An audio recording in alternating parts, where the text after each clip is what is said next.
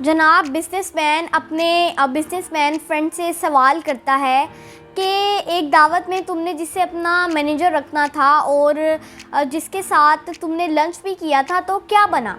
तुमने उसे अपना मैनेजर रखा या नहीं? ये सुनकर बिजनेसमैन कहने लगा कि जब मैंने उसके साथ लंच किया तो जो खाना उसके पास आया वही मेरे पास आया। उसने खाने में थोड़ा सा नमक डाला, उसे मिक्स किया और खाना शुरू कर दिया। मैंने भी खाना खाया, लेकिन मैंने उसे अपना मैनेजर नहीं रखा। ये सुनकर उसका फ्रेंड तजस्सुस से पूछने लगा कि तुमने उसे अपना मैनेजर क्यों नहीं रखा? तो अब बिजनेसमैन कहने लगा कि जब हम लंच कर रहे थे तो मैंने ये महसूस किया कि उस शख्स ने खाने को चखे बिना उसमें नमक डाल दिया।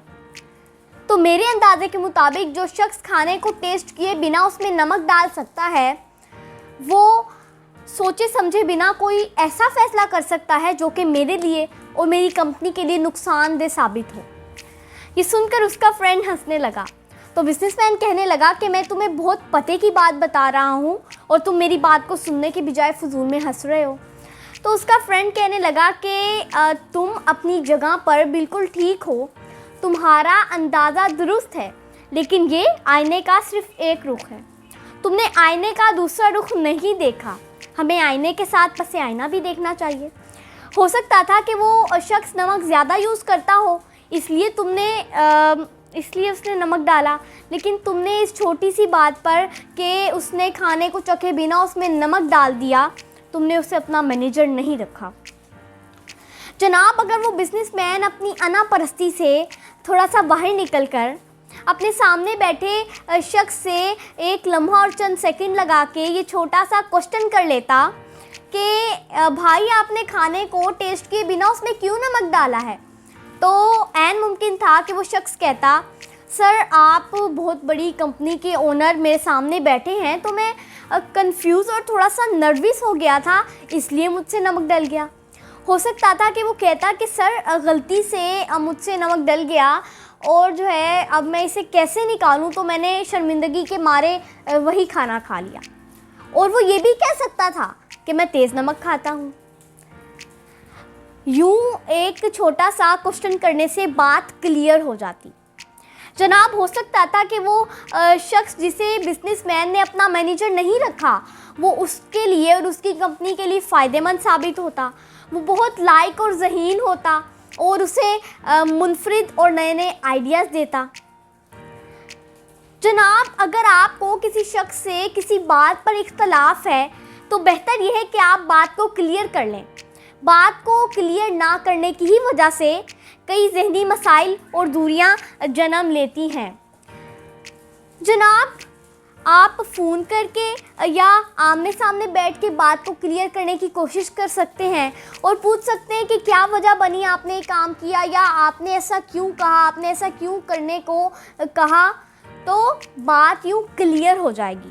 जनाब, अगर आप बात नहीं क्लियर करेंगे तो 4-5 साल बाद, 10 साल बाद या 20 साल बाद या 2 साल बाद कभी भी आपको पता चलता है कि वो शख्स अपनी जगह पर सही था, मुझे उस वक्त सवाल कर लेना चाहिए था, बात को क्लियर करने की कोशिश कर लेनी चाहिए थी, तो फिर आपको पछतावा होगा।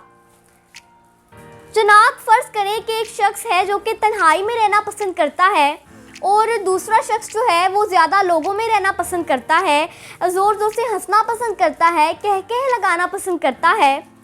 तो पहले शख्स के मुताबिक दूसरा शख्स मस्खरा टाइप, अजीब और फजूल में हंसने वाला इंसान होगा, और दूसरे शख्स के मुताबिक पहला शख्स जो है वो इंतहाई खड़ूस, मतलबी, खुदगर्ज और एक खामोश तबीयत का मालिक इंसान होगा।